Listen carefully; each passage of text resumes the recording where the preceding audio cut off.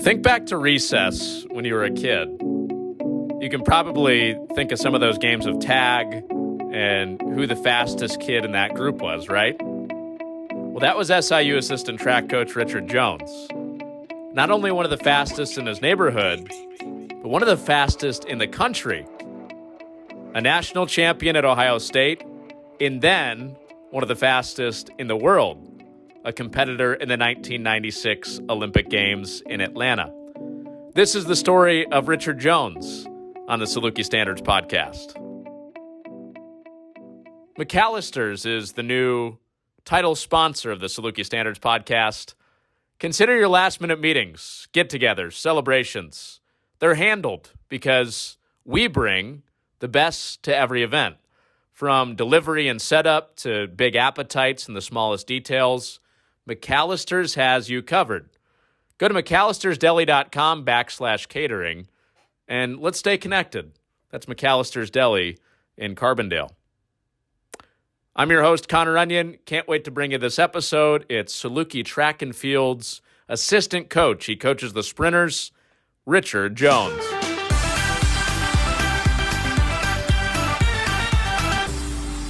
I don't want to bury the lead. We'll get into kind of the buildup of how you got to these moments, but Okay. very, very impressive resume. 1993 national title at Ohio State in the 4x4, and 1996 competed in the Olympics in Atlanta in the 4x400 race as well. So those were some of the big moments in your life. But let's start back at the beginning with childhood. How did you get introduced to the sport?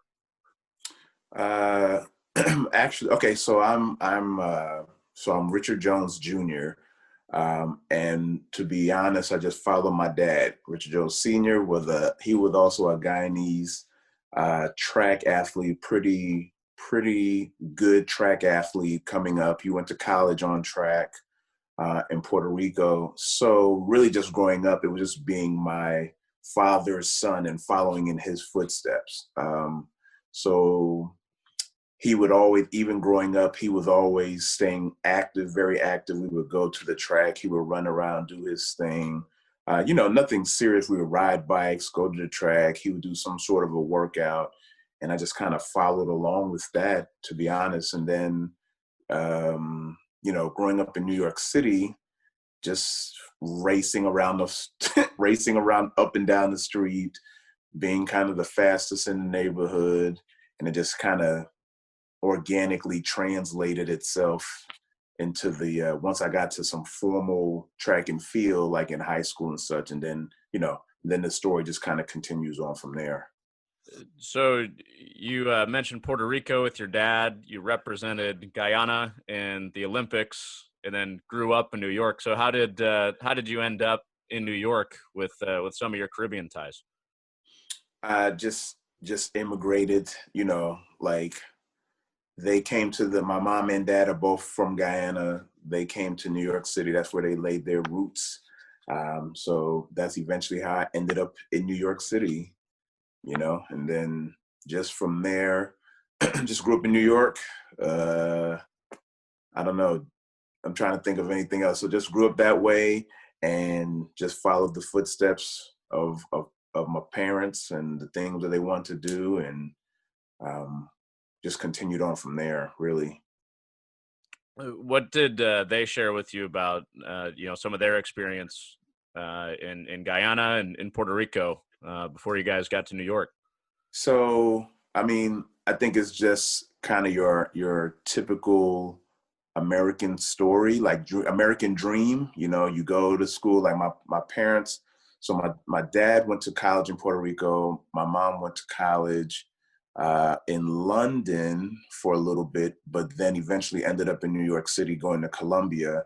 And then my dad, once he finished school in Puerto Rico, he also ended up working on his master's in Brooklyn, New York as well. So they both kind of somehow did the original part of their education, then matriculated to New York City to finish that.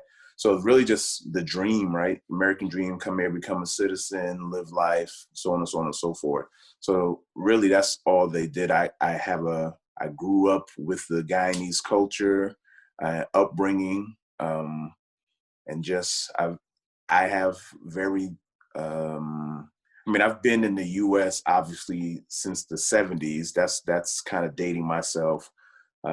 So I've been back to Guyana, but everything is very much New York City based, living with a Guyanese Caribbean background. Come to the U.S., work hard, get you a degree, like that type of stuff. Just American dream, protocol. So Guyana in South America, off the Atlantic and the Caribbean, and borders Brazil for people that aren't familiar. But how would you describe the Guyanese culture that you're talking about? What are some of the unique aspects of it? I think that so one little factoid, I guess. So Guyana is the only native English-speaking country in South America. It is a Caribbean country, so I know some people, sometimes there's some confusion with that, right? So I think I shared with you offline, it's not Ghana, so it's not in Africa, it's Guyana. There are some sort of similarities, I think, when we all kind of are around each other. It's funny, in the Olympics and the opening ceremonies, we are, they put you in alphabetical order. So we are actually right next to each other. And it's interesting to see kind of like we favor each other. I have a friend, I can go into it, but there is some similarities within that. So we always kind of find that line of similarity between our countries, but we are separate. Just growing up there is really just a Caribbean-based mindset, right? So you learn how to work hard. You learn how to take advantage of your opportunities that are in front of you. Because my parents were both college educated parents, I think they had that in mind as well for me and my siblings. I have a younger sister. So I think they just really wanted to instill the fact of hard work, getting an education. My mom especially was big on that. So I just think that there was a lot of, it's no different than any other real family. The culture is obviously we do our chores. Like, I don't know, it's kind of, I don't know anything different than some of my other friends, because we all kind of did the same things no matter where we all came from growing up, but we all had chores on Saturday.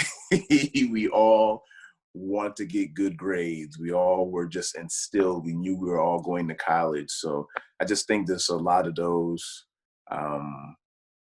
types of things that were just brought up, just put in the DNA that we had. I mean, only thing different, to be fair, is probably what we ate, how we went about doing things, our dialect, of course.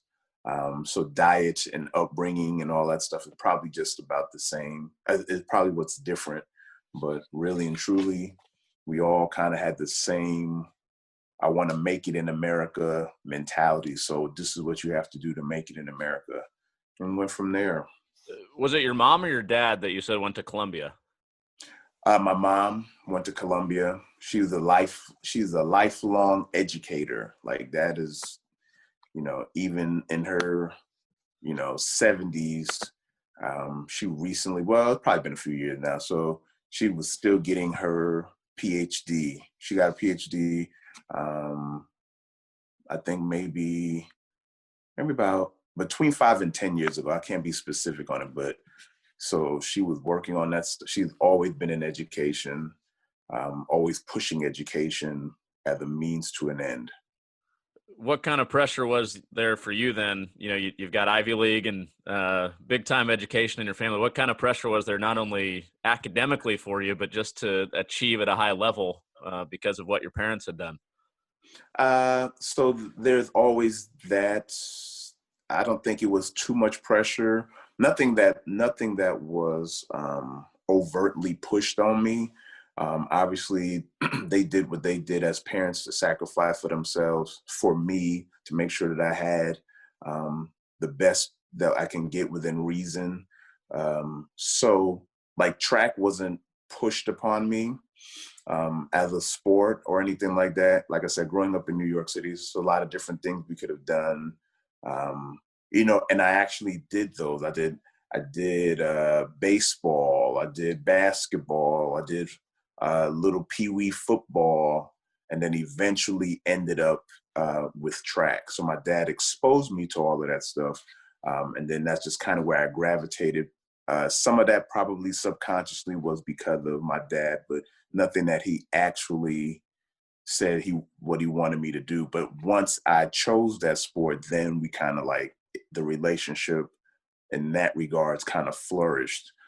Academically, my mom made sure that I was also exposed to a lot of things. So we went to a lot of programming in the city, going to summer camps, a lot of those types of things, just to make me a well-rounded individual kind of growing up, and then just maintaining a good, good standards. So a lot of the schools, so I went to a private school. I went to a high achieving junior high or middle school. Went to a high achieving academic high school as well. So there really wasn't, the path in that regards was just kind of chosen for me that way too. Nothing, I did not attend I did go to public school, but I did not, the stereotypical, what people may see in New York City schooling was not my experience per se. Mm-hmm. You mentioned growing up, just kind of running around the neighborhood. Was there a moment where you realized that you were one of the fastest kids and you were beating everybody? It's the typical, you have the older kids chasing the younger kids, we playing tag and things like that. And just a function of that hierarchy of you're the fastest of the little kids, but then can you beat the bigger kids? And then you start to slowly but surely beat the bigger kids. And then it becomes like, oh, okay, this kid is pretty good. And then you start racing kids from other neighborhoods. We grew up on a block. So on my block, I was the fastest on the block. Then I go in there race somebody else from another block. And then you slowly but surely become better and better and better from around the neighborhoods. And, you challenge other people. Then we have community events that you just wind up getting faster and faster over the community events. So then that's where it all just starts to kick in. Like, oh, okay. Like I said, my dad did it. So there was that. And then once I got into high school, well, no, I would say in my elementary school, I was kind of the fastest in the elementary school. And then my junior high, you have your field day at junior high, and I was kind of one of the fastest in that regards. Didn't say I always won, but just definitely always one of the fastest. And then eventually got to high school and slowly made my way up the rankings in that regard. So it's just very grassroots, starting from the bottom, make your way up, all the way up to the top. You go from just kind of running around being a kid to, not too long after that, it's 1993, or you're in the national meet running for the Buckeyes at Ohio State and winning a national title in the 4x400. Everybody was probably the fastest kid in their neighborhood in the events that you're running in college. So how do you go from just kind of running around having fun with it to competing at the high level that you did? So when I got to high school, so coming out of high school, I was nationally ranked coming out of high school as well.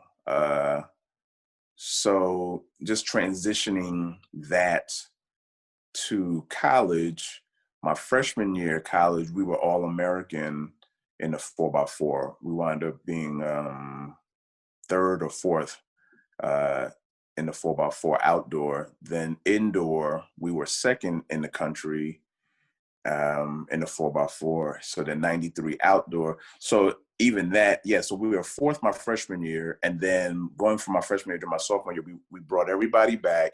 And then me personally, I was just focused on winning. Like I saw what it was my freshman year, young freshman looking around. At that year, there were a lot of people that I competed were actual Olympics. That was 92. So there were people who were Olympians that year that I was competing against. So that next year, I just dedicated myself to being like I didn't like losing my freshman year. Everybody's coming back. We're going to win my sophomore year. Like, I'm focused on winning my sophomore year.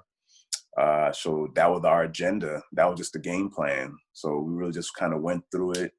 Got second. I didn't like losing indoor, that getting second place. So then just kind of more fuel, more ammunition for the outdoor meet. And we just were focused on winning. So the transition for me was, I've always kind of been on a high level from high school all the way through. So I just don't like losing. So just was matched up with some of my teammates, and we're a very good group of friends that we still communicate to this day. And those are the stories that we tell to each other, and we reminisce over those days and just how good of a group of friends we were. And that made a difference in getting the title. Where were you at on the relay? I was the first leg on the relay, freshman and sophomore year. And then junior and senior year, I was the anchor leg. So when you guys won it, you were leading it off. Yeah. So I took my role as the leadoff very seriously in that regards. We always have fun, but I just took that very seriously because I know how important it would be to lead off the relay, and it just sets the tempo for everything else. So that was just kind of my job. And they were older, so I was the youngest person on the relay. So just even that, they kind of groomed me for that role and kind of poured into me the type of stuff that they needed from me to do. And I just kind of went on with that. How did you start it off when you guys won the national title? When you mean how did I start it off? What do you mean? I mean, were you guys in the lead after the first leg? Or? Oh yeah. So yeah, it was pretty much wire to wire. I mean, of course there was some. So my freshman year, So my freshman year, when I handed it off, we were probably like in fourth or fifth. And then even indoor, we were like third. So once again, I was just kind of like, I'm going to be the fastest first leg in the country. Like that was just kind of how I felt about it. So time wise, yes, we were in first place when I handed off the baton. There may have been a little bit of positioning here and there throughout the rest of the race, but I did my job to hand it off. First place. It would have been time-wise, it was first. I got to think there's obviously the pressure to start well, but being part of the relay and having three guys run after you, what's that anticipation like to see if you guys close it out and actually win that national title? Well, that year, so 93 was like a special year because we won the relay. We had one of the top 10 times in the world that year, and we were second. I believe we were either second or tied for third in the country as a team with just a handful of us. I say that because I did my part. We had a guy that won the 200. We had a guy that was so that whole team was the athletes on that team were all Americans in every single aspect, or made it to the finals or qualified. Like, there was no fluff on the team. So we were just doing our part, right? So I just did my part. Like, I don't want to be the one guy that didn't do his part to get this relay to where it was. So we kind of came in the door just focused on doing well. Did we know how it was going to end up? No, but we just, the team my relay had a lot of All-Americans on that relay, and we just did our part and rocked out. Quick break in our conversation with Coach Jones. Bud Light has created a seltzer so satisfying, it will have your taste buds going absolutely wild. Bud Light Seltzer is the official seltzer of Saluki Athletics. Now, back to Richard Jones. So you go from winning a national championship in 1993 to 3 years later, you're in Atlanta for the 1996 Olympics. What do you remember about the moment that you found out that you were going to get that opportunity to be in the sport's biggest stage? Um, so that was like my fifth year of school. I was done with my eligibility and I was training specifically for the Olympics. The year before, so 95, I had qualified for the World Championships in track and field as well. So at that point, I was exclusively running for Guyana.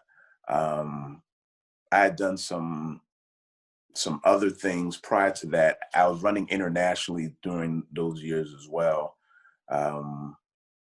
But 95 set up 96.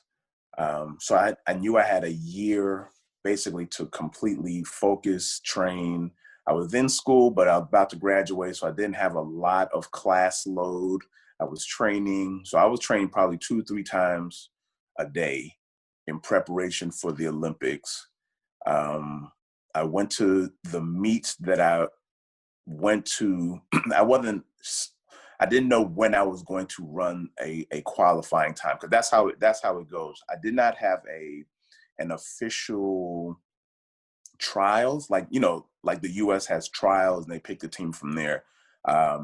For the smaller countries, you have to run a qualifying time. So I was chasing a mark basically, and I went to a track meet at Georgia Tech and ran at the meet. I was all set up. I ran at the meet. I did not do as well as I would have liked in the meet. I wound up getting like third or fourth in my individual race. And then a buddy of mine that I knew came up to me and was like, I was a little disheartened, but a buddy of mine, he came up to me and he was excited. He was pumped. He was jumping up and down.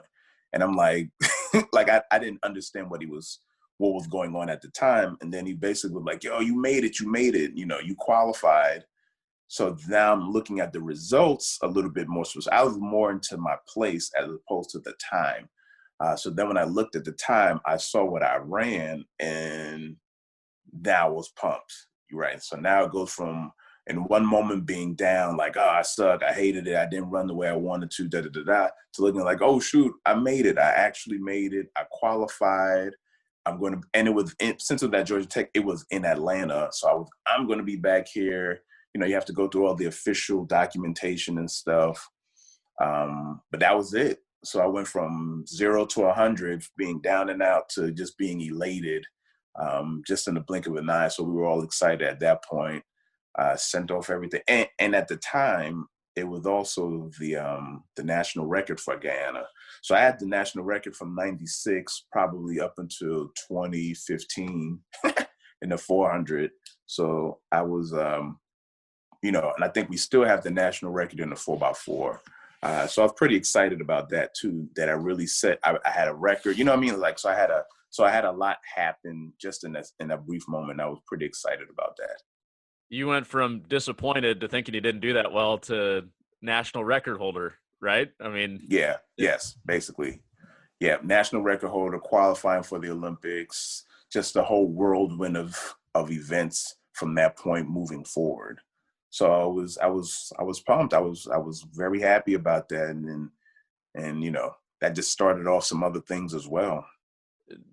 Take me to the opening ceremonies of the 96 games. What are you feeling when you're a part of that? It is pretty surreal. Being down there, I think one of the benefits for me personally was that having it in Atlanta was very good, because it is there's a comfort level, and being in the United States is a comfort level, and being in a country where they speak English. Like I said, I've been traveling around the world, and some of these places where you can't speak the language is very nerve-wracking. So there's a comfort level to that, but then there's also a surrealness to saying that you are on the stage with the best in the world, with the very best in the world. So me and my teammates, some I knew prior to actual being at the Olympics, and then some we met right there at the Olympics. You know, it's something that can never be taken away from you. Obviously, you're going through the ceremony, you're walking through, you're parading, you're meeting people, you're doing all of these things. And it's a lot of pomp and circumstance. So it's just a lot going on. And it's a great feeling. I was blessed that my parents, once again, because it was in the States, you know, my parents were able to be there. My high school coach was able to show up and be a part of the festivity, not so much as the opening ceremony, but one of the sessions where we competed. So that was great too. But it's something that takes your breath away when you're in the moment. And for about 2 weeks, you kind of have you have a complex that, like, you have access to so many things, right? You can eat whenever you want to, because the Olympic Village is open all 24 hours a day. It's just so much going on. You can play games, you can do this, you can do that. So it's an experience that once you get there, you really want to go. I mean, I know it's 4 years, but once you get there one time, you want to go back. Is the village as wild as people make it out to be? It can be. It definitely can be, right? If you're not focused, it is a lot going on. It's a lot of distractions. So, like I said, there's game rooms, there's events, there's concerts, there's all sorts of things just going on. That if you really, so that's why a lot of the premier people, they typically don't stay in a village, right? Like because if they are a gold medal contender, if they are a medalist, the medalists typically aren't staying in the village because there's just too much going on. For all of us regular folk, regular Olympians, and those that are happy to be there, to be a part of that environment, yes, we partake in all of those festivities and fun and you know, collecting pins and meeting other countries and different people and doing all that stuff.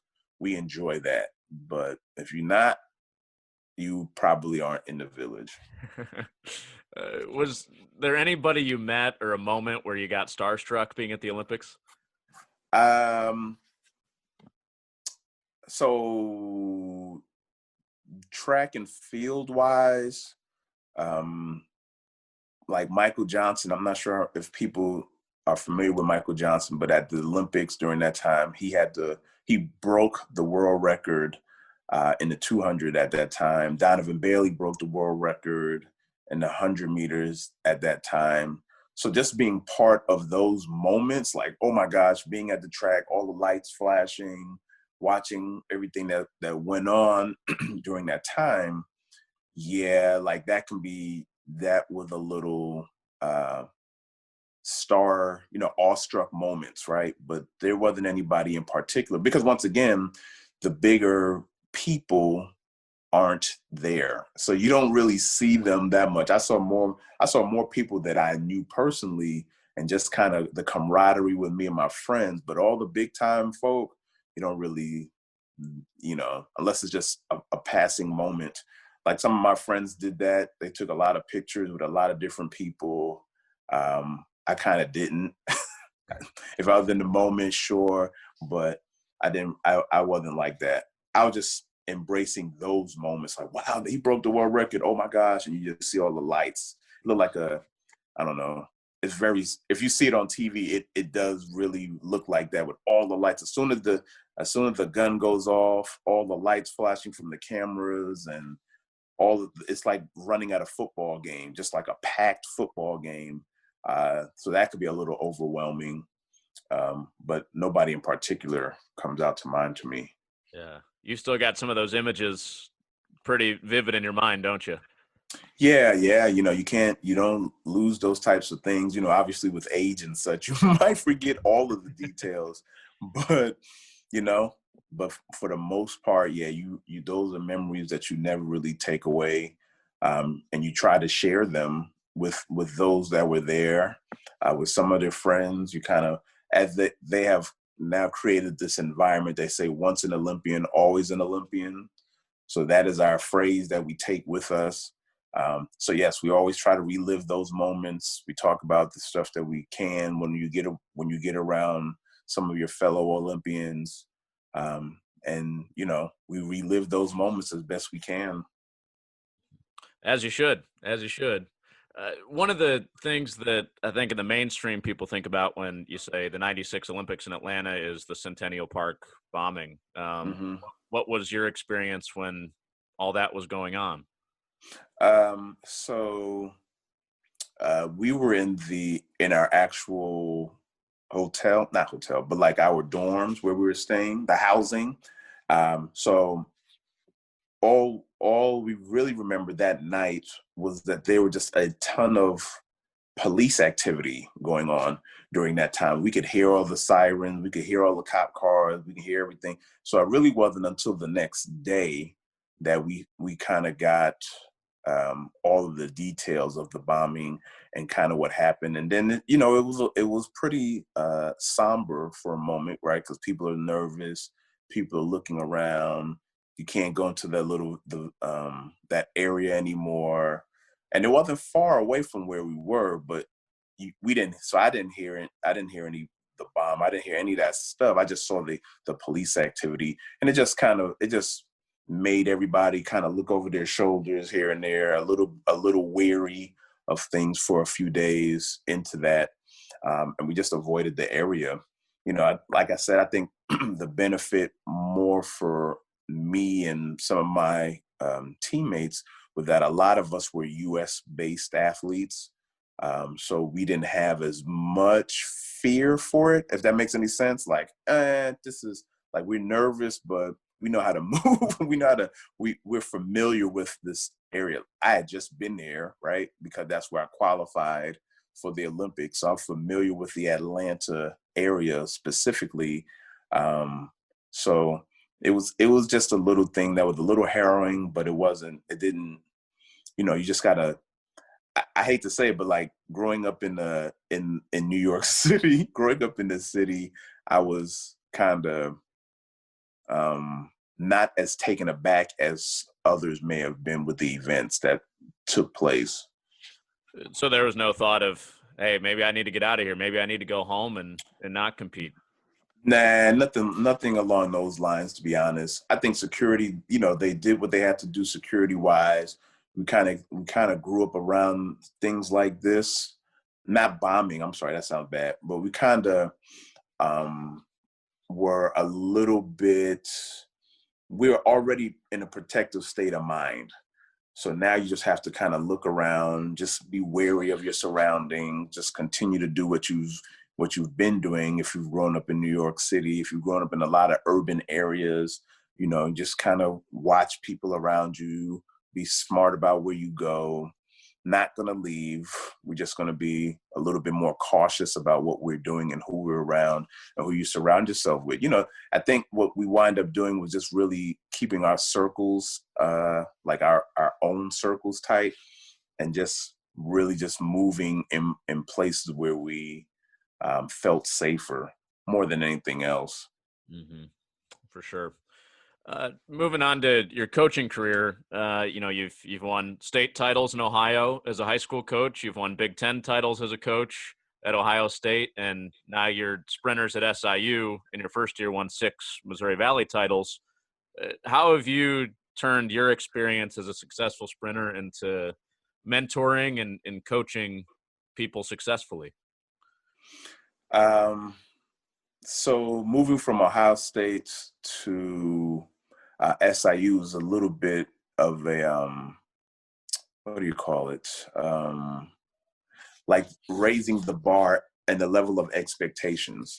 At Ohio State, there was a certain level of expectation because of the caliber of university it is. They want titles. Now, I think every university wants the titles, but there's just definitely a little bit of an adjustment that I had to make coming from Ohio State to SIU. At Ohio State as well, because I was an alumni there, a track athlete, an alumni record holder, like all of those accolades that I gained at Ohio State, I poured into the athletes that I coached at Ohio State because I wanted them to be my successors. So I understood it. I knew the venue. I was very familiar with everything, and I was very familiar with the culture at Ohio State because I was part of that culture at Ohio State that got that level of success. So now you take that same energy and you bring that to Southern Illinois. Same thing with Coach Joseph. Like we were all part of that environment and that culture as athletes, and then as co-workers on the staff, and then bringing that back to SIU. So that was probably one of the first things, is being able to really change the culture at SIU to not be just a Missouri Valley, great in the Missouri Valley, but great in the state of Illinois, great in the region, great on the national scale. So that took a little bit of transformation. And there was some initial success. Like you said, the results kind of came out with, I would say for the women in particular, they were the strongest one year one. I think year two, this past indoor season, the men, they improved greatly, as well with some of those titles. I was looking forward to seeing this past outdoor season, how some of it would have translated to this past outdoor season prior to the pandemic. So that would have been very good to see. And then now just kind of rebuilding the team that we currently have, because we lost a lot of good athletes, but when we also brought in a lot of good athletes, and just kind of getting them prepared for the same type of success that the previous classes had. You're familiar with the international and national success, and SIU's had some of that in the past with Olympians and champions, stuff that you're talking about. Why do you think this is a good place to mold some of those things and bring some of those things back? One of the great things about track and field is that you can be successful as long as you have, a track for the most part and the right people. You can be successful anywhere. I think it is less to do about facilities and things, and more to do, although it does play a part, I wouldn't deny that. But if you bring in the right level of athletes with the right mindset, you can be very successful. And SIU has proven that. They've had world champions. At one point in time, I'm not sure if people know that SIU on the men's side had the national record in the 4x4. So there's a very rich history of SIU track and field right here in Carbondale. I would like to say that it has to do with the personnel. So between myself and the staff, we have a very strong group of coaches here. And now we just have to bring those athletes that can match the level of expectations that we as coaches have. And then the sky's the limit. It just took our first year for the ladies to make it to the national meet in the 4x1, and that hadn't happened. It just hadn't happened. So we were already kind of breaking ground. I wasn't sure if it was going to happen my first year either, but I'm glad that it did. And that just shows all you have to do is just kind of be in the right environment, get the right young ladies or gentlemen on point, and we can get there. Those ladies, when I came in, I just expressed to them, well, they expressed to me what they wanted, what their goals were, because they were always close to making internationals, but hadn't done so. So that alone, I just said, okay, you ladies want to get to nationals. I know what it takes to get to nationals. I'm going to train you as such. And the results were the results. This environment is very good for us to get athletes that can make it to the national level, if that's what they want. They want to make it to nationals. We have everything necessary to get to nationals. Staff, facilities, support. So that's it. A very strong foundation coming in, and then we can coach them up to the level of what they want to be. Very good. Can't wait to see what you guys do next. Yeah, I'm looking forward to this is year 3. but it's kind of like 2.5 because we just have we've been delayed somewhat this past spring season. We're in somewhat of a holding pattern because it's a little, with this pandemic, it's hard to tell what we're going to be able to do. But we know that eventually we got to be ready. We're going to compete. The outdoor championship will be here in the springtime. So we're all roads lead to doing very well at the outdoor championship, indoor and outdoor championship. But we know we want to do really well when we have them here at home. And that's what we're just going to kind of work towards. I have a very good group of, on my behalf, sprinters and hurlers. We brought in Coach Chantel Ray, who is fresh off of a post-collegiate career herself as a hurler. So we brought in some very good people to fill in our gaps, and looking forward to it. Yeah, a lot to be excited about with Saluki Track and Field. Yes, that is true. I think that I really believe that with what we have on our roster, and the direction that the coaching staff and the athletes are going in, that there's going to be a good level of success kind of moving forward. The athletes know what I'm looking for is a national presence. That comes from Coach Joseph. That's what she's used to doing. That's kind of what we were used to doing. So that's how we're training our kids. The kids believe. Once the kids believe, once the athletes see it, then they really work towards getting that. And we can do it. So we're kind of looking forward to doing that.